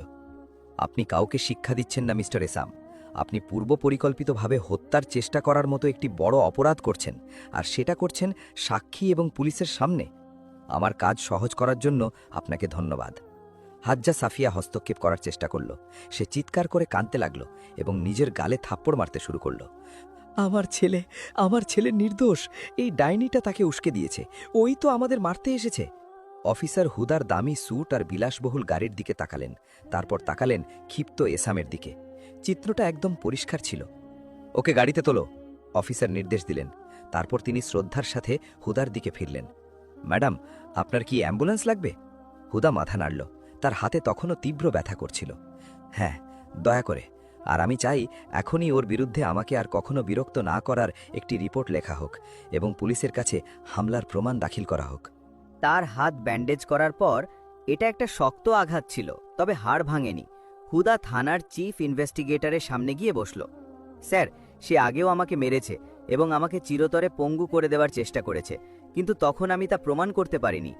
আজ সে সবার সামনে এই কাজ করেছে। আইনজীবী ভিডিও এবং হাসপাতালের রিপোর্ট জমা দিলেন। প্রমাণগুলো একেবারে অকাট্য ছিল। এসামকে তদন্তের জন্য হাজতে পাঠানো হলো, কিন্তু হুদার জন্য আসল চমক অপেক্ষা করছিল ইনভেস্টিগেশন রুমের বাইরে। সে করিডোর দিয়ে যাওয়ার সময় পাশের একটা ঘর থেকে একজন মহিলার চিৎকার শুনতে পেল। আমি নির্দোষ, ও আমাকে ফাঁসিয়েছে, ও আমাকে বিয়ের প্রতিশ্রুতি দিয়ে আমার পাকা নিয়েছে, আর তারপর আমাকে ব্ল্যাকমেইল করেছে। হুদা থমকে দাঁড়ালো। কণ্ঠস্বরটা অদ্ভুতভাবে চেনা মনে হলো। সে খোলা দরজা দিয়ে ভেতরে তাকালো। একজন তরুণী, যাকে দেখতে পতিতা বা ওই ধরনের কিছু মনে হচ্ছিল, অফিসারের সামনে অঝরে কাঁদছিল। উনি কে? হুদা একজন পুলিশ সদস্যকে জিজ্ঞেস করল। ও, ওটা একটা পতিতা বৃত্তির মামলা। ওকে একটা সন্দেহজনক ফ্ল্যাট থেকে ধরা হয়েছে, কিন্তু ও বলছে কেউ ইচ্ছে করে ওকে ফাঁসিয়েছে। হুদা আরেকটু এগিয়ে গিয়ে মেয়েটির মুখের দিকে তীক্ষ্ণ দৃষ্টিতে তাকালো। এটা তো সেই মেয়ে যার ছবি সে এসামের কাছে পেয়েছিল। গলার উপর সেই একই ছোট্ট ট্যাটু। হুদার বুক ধকধক করে উঠল। এটা কোনো কাকতালীয় ঘটনা নয়, এটা বিধাতার বিচার। হুদা সাহসের সাথে ঘরে ঢুকল এবং আইনজীবীকে তার পিছু পিছু আসতে ইশারা করল। অফিসার, আমি কি তার সাথে 1 মিনিট কথা বলতে পারি? হয়তো তার কাছে আমার মামলার ব্যাপারে কোনো তথ্য থাকতে পারে। অফিসার কিছুটা অবাক হলেন, কিন্তু আইনজীবী ফরিদ আলদিবের উপস্থিতির কারণে তিনি অনিচ্ছা সত্ত্বেও রাজি হলেন। হুদা মেয়েটির সামনে বসল। মেয়েটি তখনও কাঁদছিল। তুমি এসামকে চেনো, তাই না? মেয়েটি আতঙ্কে মাথা তুলল। এসাম? কোন এসাম? হুদা তার ব্যাগ থেকে সেই ছবিটি বের করে মেয়েটির সামনে রাখল। এই হলো এসাম, আর এই তুমি। তুমি কি এই ঝামেলা থেকে বের হতে চাও? মেয়েটি ছবির দিকে, তারপর হুদার দিকে তাকালো এবং অঝরে কাঁদতে শুরু করল। ওর জন্যই আজ আমার এই অবস্থা। ওই শয়তানটা আমার কাছ থেকে টাকা নিয়ে ওর বাড়ির খরচ চালাতো, আর যখন আমি ওকে বিয়ের কথা বললাম, সে আমাকে সবার সামনে বেইজ্জত করার হুমকি দিল। আমার ধারণা আজ ওই পুলিশকে খবর দিয়ে আমাকে ফাঁসিয়েছে, যাতে আমার হাত থেকে মুক্তি পায়। হুদার মুখে শিকারীর হাসি ফুটে উঠল, এমন এক শিকারী যার জালের শিকার নিজে থেকেই ধরা দিয়েছে। ভালো করে শোনো, আমি তোমাকে এখান থেকে জামিনে মুক্ত করব, আর আমার আইনজীবী তোমার মামলা লড়বেন এবং তোমার ওপর আনা এই মিথ্যা অভিযোগ থেকে তোমাকে নির্দোষ প্রমাণ করবেন। কিন্তু এর বদলে আমাকে একটা জিনিস দিতে হবে, যে কোনো জিনিস, আমি যা বলবেন তাই করব। মেয়েটি ব্যাকুল হয়ে বলল, তোমাকে আমার সাথে আদালতে যেতে হবে এবং এসামের সম্পর্কে পুরো সত্যিটা বলতে হবে। ওর সম্পর্ক, ওর টাকা আর ওর রোগের ব্যাপারে সব কিছু বলতে হবে। মেয়েটি বিনা দ্বিধায় মাথা নেড়ে রাজি হল। হুদা থানা থেকে বেরিয়ে আসার সময় অনুভব করল ভাগ্য যেন আজ তার ইশারায় নাচছে। এসাম এখন হামলার দায়ে হাজতে, আর যে প্রধান সাক্ষী তার সম্মান ধ্বংস করে দিতে পারে সে এখন হুদার পক্ষে। সে আকাশের দিকে তাকিয়ে বলল, আর মাত্র একটা আঘাত, তারপর পুরো দুর্গ ধসে পড়বে। হুদা তার নতুন বিলাসবহুল ফ্ল্যাটে ফিরে এলো। একটি অভিজাত এলাকায় সে এটি সাময়িকভাবে ভাড়া নিয়েছিল। আজকের এই ঝোড়ো দিনটার পরও তার একটুও ক্লান্তি লাগছিল না, বরং তার এনার্জি ছিল চরমে। সে তার অফিসের ঘরে বসল। সামনে একটা বড় সাদা বোর্ড, যেখানে সে সম্পর্কগুলোর একটা ট্রি এঁকে রেখেছিল। এসাম, শাশুড়ি, সাক্ষী সুজান, পুরনো ডাক্তার এবং আইনজীবী। তার ফোন বেজে উঠল। ফোনটা করেছিলেন আইনজীবী ফরিদ। মিস হুদা, দারুণ খবর আছে। সুজান আমাদের কথা মতো জামিনে মুক্ত হয়েছে এবং সে এখন আমাদের পাহারায় একটি নিরাপদ জায়গায় আছে, ঠিক শুনানির দিন পর্যন্ত। কিন্তু সবচেয়ে গুরুত্বপূর্ণ ব্যাপার হলো সে আমাদের হাতে একটি রত্নভাণ্ডার তুলে দিয়েছে। কি সেটা? হুদা আগ্রহ নিয়ে জিজ্ঞাসা করল। তার পুরনো ফোন, এতে 2 বছর আগের এসামের সাথে তার হোয়াটসঅ্যাপ চ্যাট আছে। সেখানে ভয়েস রেকর্ডিং আছে, যেখানে এসাম স্বীকার করেছে যে সে তার স্ত্রীকে রোগ উপহার দিয়েছে। সে স্বীকার করেছে স্ত্রীকে মুখ বন্ধ রাখার জন্য মেরেছিল। সে বড়াই করে বলেছিল যে সে যা খুশি তাই করতে পারে, কেউ তার হিসেব নেবে না। হুদা চোখ বন্ধ করে গভীরভাবে স্বস্তির নিঃশ্বাস নিল। এটাই সেই অকাট্য প্রমাণ যা তার ওপর হওয়া নির্যাতন প্রমাণ করার জন্যে এবং তার গায়ে লাগানো মিথ্যা অপবাদ থেকে তাকে নির্দোষ প্রমাণ করার জন্য প্রয়োজন ছিল। চমৎকার মিস্টার ফরিদ, আদালতে দেখানোর জন্যে এই রেকর্ডিংগুলো প্রস্তুত করুন। আমি চাই বিচারক তার নিজের মুখে তার অপরাধের কথা শুনুক। কিন্তু হুদা শুধু এখানেই থামতে চাইল না। সে নিশ্চিত করতে চাইল যেন হাজ্জা সাফিয়া কোনোভাবেই বিচারকের সামনে কুমিরের কান্না কেঁদে সিম্পেথি আদায় না করতে পারে। পরদিন সকালে হুদা খুব সাধারণ ছদ্মবেশ নিল, একটি নিকাব আর কালো বোরকা। সে আবার সেই বস্তিতে গেল, তবে এবার গোপনে। সে উম্মে খালেদ নামের এক বয়স্ক মহিলার সাথে দেখা করতে গেল। তিনি ছিলেন তাদের প্রতিবেশী এবং একমাত্র ব্যক্তি যিনি অতীতে গোপনে হুদাকে সাহায্য করতেন। হুদা উম্মে খালেদের বাড়িতে ঢুকল। বৃদ্ধা চোখের দিকে তাকিয়েই হুদাকে চিনে ফেললেন। মা আমার, আমি ভেবেছিলাম তুমি মারা গেছো। বৃদ্ধা তাকে জড়িয়ে ধরে কাঁদতে লাগলেন। আমি বেঁচে আছি খালা, এবং আমি আমার অধিকার বুঝে নিতে এসেছি, কিন্তু এর জন্যে আমার আপনার সাক্ষীর প্রয়োজন। আমার সাক্ষী? বৃদ্ধা ভয় পেয়ে গেলেন। মা, সাফিয়ার জীব অনেক লম্বা, আমি ঝামেলায় জড়াতে ভয় পাই। হুদা বৃদ্ধার হাত ধরল। ভয় পাবেন না, আমি আপনাকে রক্ষা করব। আমি শুধু চাই আপনি যা দেখেছেন তার সাক্ষী দিন। যেদিন রাতে আমাকে বের করে দেওয়া হয়েছিল, আপনি দেখেছিলেন যে আমাকে শুধু একটা নাইট গাউন পরিয়ে রাস্তায় ফেলে রাখা হয়েছিল। বৃদ্ধা হুদার দিকে তাকালেন এবং সেই অভিশপ্ত রাতের কথা মনে করলেন। তার মনে পড়ল সেই বাচ্চাদের কামনা। আমি সাক্ষ্য দেব মা, আল্লাহর জন্যে এবং সত্যের জন্যে। ওই পরিবারটা বড্ড অত্যাচারী এবং অহংকারী হয়ে গিয়েছিল। হুদা চূড়ান্ত ছক কষতে শুরু করল। শুধু একটা ধাপ বাকি, আদালতের সামনে তার আর্থিক অবস্থা প্রমাণ করা, যাতে সে ইসামের চেয়েও ভালোভাবে সন্তানদের দেখাশোনা করতে পারবে তা প্রমাণ করা যায়। সে তার ব্যাংকের টাকা থেকে একটি শান্ত এলাকায় নিজের নামে একটি ফ্ল্যাট কিনল। সে তার কোম্পানির কাছে নিজের উচ্চ আয়ের প্রমাণস্বরূপ একটি সার্টিফিকেটও চাইল। সন্ধ্যায় সে তার বাচ্চাদের ছবি দেখছিল। ছবিটা সে দূর থেকে তুলেছিল যখন তারা রাস্তায় অযত্নে খেলছিল। তাদের কাপড় নোংরা ছিল, মুখ ফ্যাকাশে। আর একটু ধৈর্য ধরো আমার কলিজারা, তোমাদের বাবা ইসাম মাকড়সার জালে আটকা পড়েছে, আর তোমাদের মা আসছে তোমাদের মুক্ত করতে। তার ফোনটা আবারও বেজে উঠল। অচেনা নাম্বার। হ্যালো ম্যাডাম, আমি এসামের বোন নাওয়াল।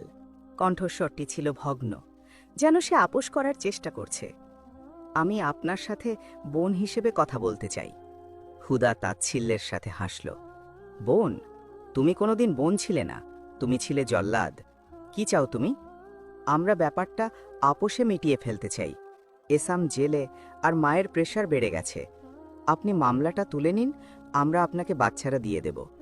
না, হুদা অত্যন্ত কঠোরভাবে বলল। আমি বাচ্চাদের তোমাদের কাছ থেকে ভিক্ষা হিসেবে নেব না। আমি আদালতের রায়ের মাধ্যমে তাদের কিনে নেব, যা তোমাদের অপমানিত করবে। আর সেই সাথে আমি আমার সম্মান, যা তোমরা পদদলিত করেছিলে, এবং 5 মিলিয়ন ক্ষতিপূরণও কিনে নেব। আলোচনার সময় শেষ হয়ে গেছে নওয়াল, আদালতে দেখা হবে। সে ফোন কেটে দিল। তার দুর্বল অতীতের সাথে যুক্ত সর্বশেষ সুতোটিও সে কেটে ফেলল। মামলাটি এখন আর শুধু একটি পারিবারিক বিবাদ নয়, এটি এখন অস্তিত্বের লড়াই। শুনানির দিন এলো। আকাশে মেঘ জমেছিল, যেন কোনো ঝড়ের পূর্বাভাস দিচ্ছিল। কিন্তু আসল ঝড়টি অপেক্ষা করছিল 4 নম্বর কোর্ট রুমের ভেতরে। রুমটি দর্শকে ভর্তি ছিল। কিছু প্রতিবেশী এসেছিল কৌতূহলবশত, আর কিছু সাংবাদিক এসেছিল এক সফল নারী উদ্যোক্তার প্রতিশোধের গল্প কাভার করতে, যে তার অতীত ফিরে পেয়েছে। হুদা অত্যন্ত আত্মবিশ্বাসী পদক্ষেপে ভেতরে ঢুকল। তার পরনে ছিল একটি শালীন ধূসর রঙের স্যুট এবং চুলগুলো সুন্দর করে বাঁধা। সে বাদীর আসনে বসল। তার পাশে বসেছিলেন আইনজীবী ফরিদ আল দীব, যিনি শিয়ালের মতো শান্তভাবে তার কাগজপত্র গোছাচ্ছিলেন। অন্যদিকে কাঠগড়ায় দাঁড়িয়েছিল ইসাম। তাকে খুব দুর্বল আর ভগ্ন মনে হচ্ছিল। তার দাড়ি না কাটা, চোখ দিশাহারা। তার পেছনে বসেছিল তার মা এবং বোনেরা। তারা হুদার দিকে নির্বাপিত ক্রোধ নিয়ে তাকাচ্ছিল, কারণ ভয় তাদের অহংকার ভেঙে দিয়েছিল। কোর্ট! পিয়ন চিৎকার করল। বিচারক এলেন। তিনি বয়স্ক একজন মানুষ, চেহারা কঠোর। তিনি তার আসনে বসলেন। শুনানি শুরু হল। ইসামের আইনজীবী, যিনি বেশ সস্তা এবং নতুন ছিলেন, তিনি ঘটনাটিকে সাধারণ স্বামী স্ত্রীর ঝগড়া হিসেবে তুলে ধরার চেষ্টা করলেন। তিনি বলতে চাইলেন যে হুদা অবাধ্য স্ত্রী, যে নিজে থেকেই বাড়ি ছেড়ে চলে গেছে। ফরিদ শান্তভাবে উঠে দাঁড়ালেন এবং বললেন, মাননীয় বিচারক, আমরা শুধু কথা বলে আদালতের সময় নষ্ট করতে চাই না। আমাদের কাছে শক্ত প্রমাণ ও সাক্ষী আছে। তিনি প্রথমেই মেডিকেল রিপোর্ট পেশ করলেন, যা প্রমাণ করে 1 বছর আগে হুদা সংক্রামক রোগে আক্রান্ত হয়েছিল এবং তাকে বাড়ি থেকে বের করে দেওয়া হয়েছিল। তারপর তিনি সুজানকে সাক্ষ্য দেওয়ার জন্য ডাকলেন। সুজান ভেতরে এলো এবং এসামের দিকে অবজ্ঞার দৃষ্টিতে তাকালো। সে বিচারকের সামনে দাঁড়িয়ে তার ধ্বংসাত্মক সাক্ষ্য দিল। হ্যাঁ, 3 বছর ধরে ওর সাথে আমার সম্পর্ক ছিল। সে আমার এবং অন্যদের সাথে তার স্ত্রীর সাথে বিশ্বাসঘাতকতা করত। সে জানত যে তার রোগ আছে, তবুও সে সম্পর্ক চালিয়ে গেছে। সে আমাকে বারবার বলেছে যে সে তার স্ত্রীকে ঘৃণা করে এবং তাকে দূর করতে চায়। সে বলেছে যে সে তার স্ত্রীকে এত মেরেছে যে প্রায় মেরেই ফেলেছিল, যাতে সে বাড়ি ছাড়তে বাধ্য হয়। কোর্টরুমে গুঞ্জন শুরু হলো। বিচারক তার হাতুড়ি পিটিয়ে বললেন, সাইলেন্স! এবার প্রযুক্তিগত প্রমাণের পালা। সুজানের ফোন থেকে ভয়েস রেকর্ডিং বাজানো হলো। এসামের কণ্ঠ খুব পরিষ্কার শোনা গেল। ওই বোকা মেয়েটা সত্যি ভেবেছে যে ওই অসুস্থ।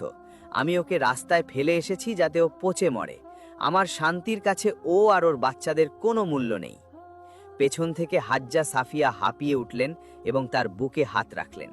এটা এমন একটা আঘাত ছিল যার জন্য তিনি প্রস্তুত ছিলেন না। তার মায়ের বাধ্য ছেলে আজ পুরোপুরি সবার সামনে উন্মোচিত হল। সবশেষে এলো উম্মে খালেদ, বৃদ্ধা প্রতিবেশী। তিনি কাঁপা কাঁপা কিন্তু সৎ কণ্ঠে সাক্ষ্য দিলেন। আমি দেখেছি ও হুদাকে ওই প্রচণ্ড ঠান্ডায় শুধু একটা পাতলা কাপড়ে সিঁড়িতে ছুঁড়ে ফেলেছিল। আর আমি শুনেছি ও হুদাকে হুমকি দিচ্ছিল যে ফিরে আসলে ওকে মেরে ফেলবে।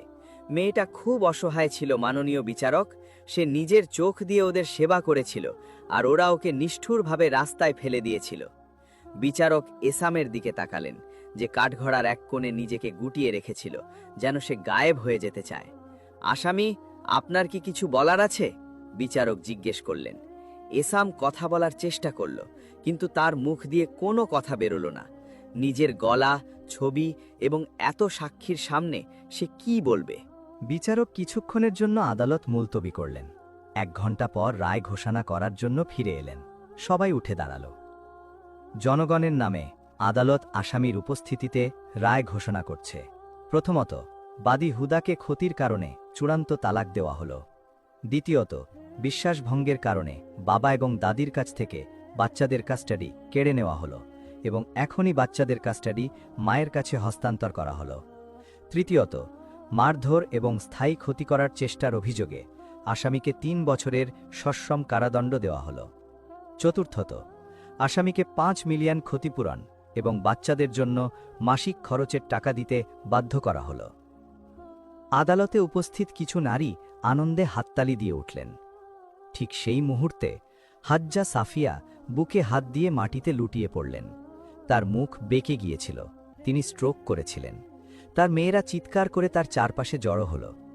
তার বিদ্বেষী হৃদয় এতদিনের অহংকার ভেঙে পড়া আর এই কলঙ্ক সহ্য করতে পারেনি। হুদা গম্ভীরভাবে দৃশ্যটা দেখল। সে আনন্দ করল না, কিন্তু তার কোনো দুঃখও হল না। এটা ছিল দুনিয়ার বিচারের আগেই আসমানি বিচার। সে কাঠঘড়ার দিকে এগিয়ে গেল, যেখানে পুলিশ এসামের হাতে হাতকড়া পরাচ্ছিল তাকে জেলে নিয়ে যাওয়ার জন্য। এসাম অশ্রুসিক্ত এবং অপমানিত চোখে হুদার দিকে তাকাল। তুমি কি এখন খুশি হুদা? হুদা জেলের শিককোলোর খুব কাছে গিয়ে দাঁড়াল এবং মৃত্যুর মতো শীতল কণ্ঠে বলল, খুশি তো নির্দোষদের জন্য এসাম, আর আমি ন্যায় বিচার পেয়েছি, এটাই আমার জন্য যথেষ্ট।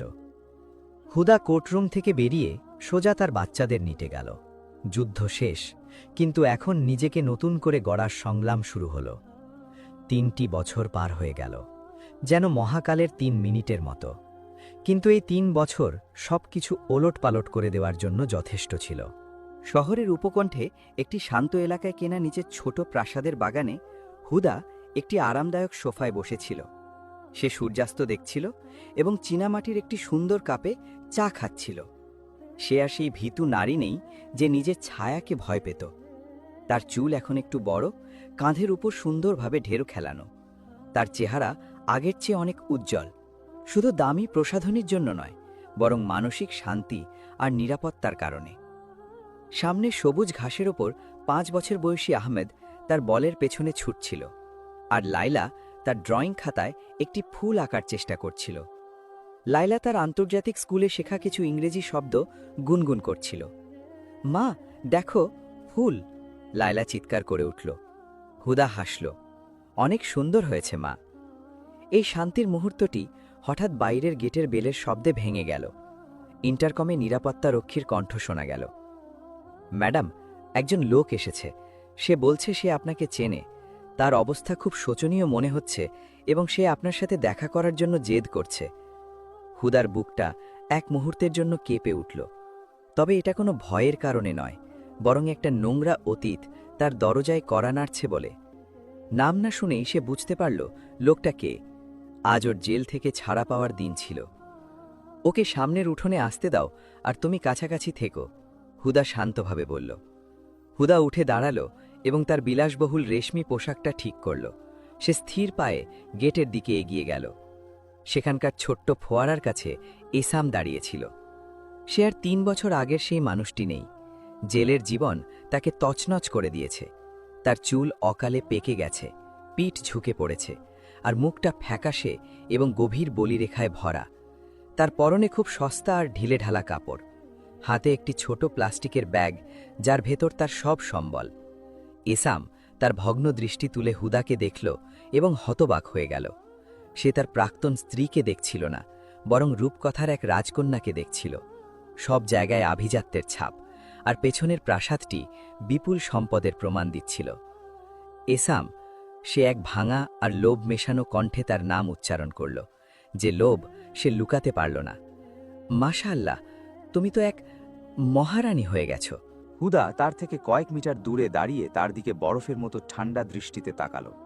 সেই দৃষ্টিতে ঘৃণা তো দূরের কথা, কোনো অনুভূতিই ছিল না। কি চাও এসান? এখানে কেন এসেছ? এসাম কান্নার ভান করল এবং এক পা এগিয়ে আসার চেষ্টা করল, কিন্তু বডিগার্ড তার বন্দুকের ওপর হাত রাখতেই এসাম পিছিয়ে গেল। আমি ক্ষমা চাইতে এসেছি হুদা। জেল আমাকে শিক্ষা দিয়েছে। আমি তোমার মূল্য বুঝেছি। আমি অনুতপ্ত। আমার মা প্যারালাইজড, তাকে দেখার কেউ নেই।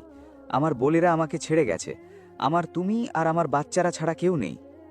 তারপর সে খুব করুণ কণ্ঠে বলল, তুমি কি চাও না বাচ্চারা তাদের বাবা মায়ের সাথে বড় হোক? আমি তোমার সেবা করতে রাজি আছি। আমি এখানে তোমার পায়ের নিচে পড়ে থাকতে রাজি আছি। আমাকে ক্ষমা করে দাও। চলো আমরা আবার নতুন করে শুরু করি। হুদা তার দিকে তাকালো। সে এসামের চোখের মিথ্যাটা দেখতে পাচ্ছিল। সে দেখতে পাচ্ছিল গেটের বাইরে থাকা গাড়ির প্রতি আর তার গয়নার প্রতি এসামের লোভ। সে হুদা বা তার সন্তানের টানে আসেনি, বরং সব কিছু হারিয়ে সে এখন একজন নতুন ফাইন্যান্সার খুঁজছে। হুদা হালকাভাবে হাসল। সে হাসিতে কোনো আনন্দ ছিল না, ছিল কেবল করুণা। তুমি একটুও বদলাওনি এসাম। তুমি এখনো সেই ছোট সুবিধাবাদী লোকটাই রয়ে গেছো। তুমি কি ভেবেছো তোমার অনুশোচনার দুটো কথা সব স্মৃতি মুছে দেবে? সে হাত দিয়ে গেটের দিকে ইশারা করল। যে নারীকে তুমি মারতে আর অপমান করতে, সে মারা গেছে এসাম। যেদিন তুমি আমাকে রাস্তায় ছুঁড়ে ফেলেছিলে, সেদিন আমি নিজের হাতে তাকে কবর দিয়েছিলাম। আর এখন যে তোমার সামনে দাঁড়িয়ে আছে, সে একজন ব্যবসায়ী। সে কখনো লোকসানের চুক্তি করে না, আর তুমি হলে আমার জীবনের সবচেয়ে বড় লোকসানের চুক্তি।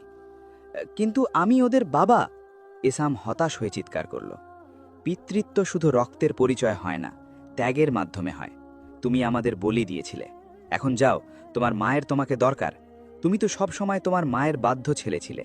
এখন যাও, এখানে ভিক্ষা না করে তার সেবা করো। হুদা তার ছোট পার্স বের করল। সেখান থেকে একটা নোট বের করে এসামের পায়ের কাছে ফেলে দিল। এটা তোমার ফেরার ভাড়া। আমি আর কখনো তোমার মুখ দেখতে চাই না।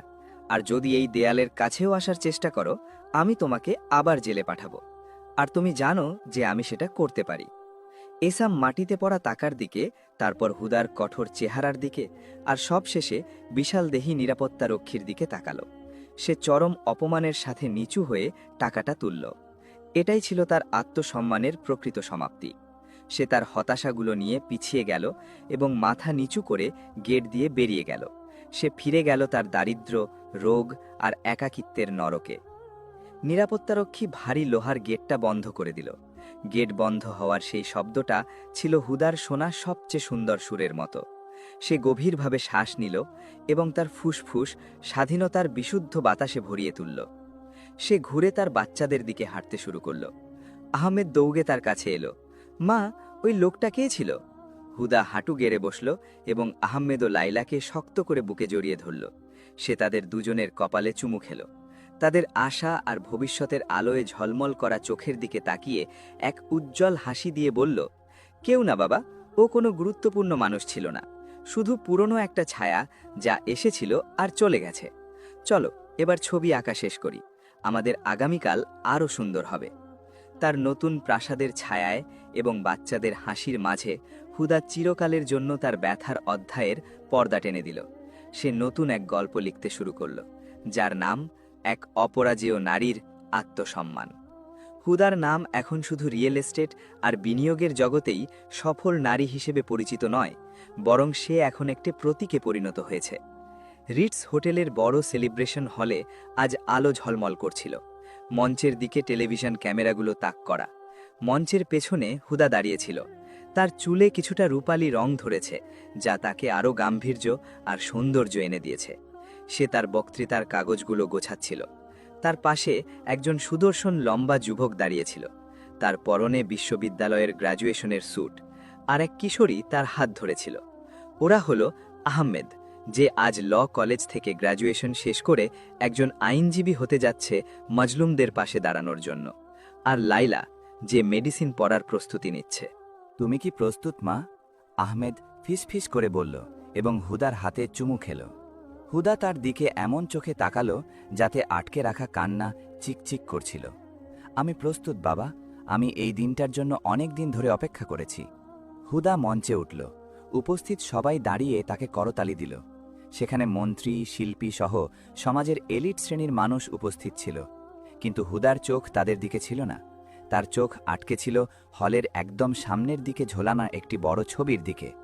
এটি ছিল এক মৃত নারীর ছবি, ডক্টর সুয়াদ। হুদা গলা পরিষ্কার করল এবং এক গভীর কণ্ঠে তার বক্তৃতা শুরু করল। ১৩ বছর আগে আমি ছিলাম পরিচয়হীন, মুখহীন এবং আশ্রয়হীন একজন নারী। আমি ভেবেছিলাম আমার জীবনের শেষ হবে এক ঠান্ডা ফুটপাতে, কিন্তু একটা হাত আমার দিকে এগিয়ে এসেছিল, একজন মহান নারীর হাত। তিনি আমাকে আমার ধর্ম, বংশ বা আমার অপরাধের কথা জিজ্ঞেস করেননি। তিনি আমাকে আমার স্বপ্নের কথা জিজ্ঞেস করেছিলেন। সে নিজেকে সামলানোর জন্য একটু চুপ করল, তারপর পেছনের বিশাল ব্যানারের দিকে ইশারা করল। সেখানে লেখা ছিল, সুয়াদ ফাউন্ডেশন, নির্যাতিত নারী ও শিশুদের ক্ষমতায়ন। আজ আমার শিক্ষিকা ও আধ্যাত্মিক মা সুয়াদের আত্মার প্রতি সম্মান জানিয়ে এবং আমার সেই ছেলের গ্র্যাজুয়েশন উপলক্ষে, যাকে একদিন আমার কাছ থেকে কেড়ে নেওয়া হয়েছিল, আমি এই প্রতিষ্ঠানের উদ্বোধন ঘোষণা করছি। আজ থেকে আমাদের শহরে কোনো নারীকে রাস্তায় ঘুমোতে হবে না, আর কোনো শিশু তার মায়ের কোল থেকে বিচ্ছিন্ন হবে না দারিদ্র্য বা নিপীড়নের কারণে। প্রত্যেকটি ভাঙা নারীই হলো এক একটি নতুন হুদা। আমরা এখানে আছি তাদের জন্য ডানা তৈরি করে দিতে। পুরো হলঘর করতালিতে ফেটে পড়ল। অনেকেই আবেগে কাঁদছিল। হুদা নিচে নেমে এলো তার সন্তানদের জড়িয়ে ধরার জন্য। সে বুঝতে পারছিল যে তার জীবনের বৃত্তটা এখন সম্পূর্ণ হয়েছে। সে যে সম্পদ জমিয়েছিল সেটা শুধু প্রতিশোধের জন্য ছিল না, সেটা ছিল নতুন কিছু গড়ার জন্য। অনুষ্ঠান শেষে যখন সবাই চলে যাচ্ছিল, একজন নিরাপত্তারক্ষী হুদার কাছে এলো। সে তখন নিজের গাড়িতে উঠছিল। এক্সকিউজ মি ম্যাডাম, পেছনের দরজা একজন অল্পবয়সী মেয়ে দাঁড়িয়ে আছে। তাকে খুব ভীত মনে হচ্ছে। সে কিছুতেই যেতে চাইছে না এবং বলছে যে সে আপনার গল্প পড়েছে এবং আপনার সাথে দেখা করতে চায়। আমি কি তাকে তাড়িয়ে দেব? হুদা থমকে গেল। তার মধ্যে একটা দেজাভু কাজ করল। পুরনো স্মৃতির এক ফিতে যেন তার চোখের সামনে দিয়ে বয়ে গেল। সে তার হীরকখচিত ঘড়ির দিকে তাকালো, তারপর পেছনের অন্ধকার গেটের দিকে তাকালো। না, কাউকে তাড়িয়ে দিও না, তাকে আমার কাছে নিয়ে এসো। মেয়েটি এলো। তার বয়স 20-এর বেশি হবে না। মুখটা একটু ফোলা, পরনের বোরকাটা ছেঁড়া, আর সে ঝোড়ো হাওয়ায় পাতার মতো কাঁপছিল। সে ছিল কয়েক বছর আগের হুদারই এক অবিকল প্রতিচ্ছবি। মেয়েটি হুদার দিকে ভয় এবং বিস্ময় নিয়ে তাকালো। আমি দুঃখিত ম্যাডাম, আমার আর যাওয়ার কোনো জায়গা নেই। আমার স্বামী আর আমার পরিবার। হুদা তাকে আর কথা বলতে দিল না। সে নিজের দামি সিল্কের শালটা খুলে মেয়েটি কাঁপতে থাকা কাঁধে জড়িয়ে দিল। তারপর সে হাত দিয়ে মেয়েটির চিবুক তুলে ধরে সরাসরি তার চোখের দিকে তাকালো। জীবনের অধিকার চাওয়ার জন্য কখনো ক্ষমা চাইবে না। হুদা ঠিক সেই কথাটাই বলল যা একদিন সে সুয়াদের মুখে শুনেছিল। তোমার নাম কি? মারিয়াম, মেয়েটি ফিসফিস করে বলল। হুদা এক আশা ভরা হাসি হাসল। স্বাগতম মারিয়াম, আজ রাতে তুমি শান্তিতে ঘুমাবে, আর আগামীকাল আমরা তোমার গল্পটা নতুন করে লেখা শুরু করব। হুদা মারিয়ামের হাত ধরল এবং তারা একসাথে গাড়ির দিকে হেঁটে গেল। আহমদ এবং লায়লা তাদের মায়ের দিকে এমন এক গর্বের দৃষ্টিতে তাকিয়েছিল যার কোনো তুলনা নেই। সেই মুহূর্তে হুদা উপলব্ধি করল, অবিচারের আসল প্রতিশোধ শুধু জালিমকে ধ্বংস করে দেওয়ার মধ্যে নেই। এসাম তো 1 বছর আগেই এক সরকারি হাসপাতালে একাই ধুকে ধুকে মারা গেছে। বরং আসল প্রতিশোধ হল আর কোনো নতুন শিকার তৈরি হতে না দেওয়া। এভাবেই এই ট্র্যাজেডি এক আলোক বর্তিকায় পরিণত হল, আর গল্পটা চলতে থাকল। এটা আর ব্যথার গল্প নয়, এটা হলো এমন এক উত্তরাধিকারের গল্প যা কখনো মরবে না।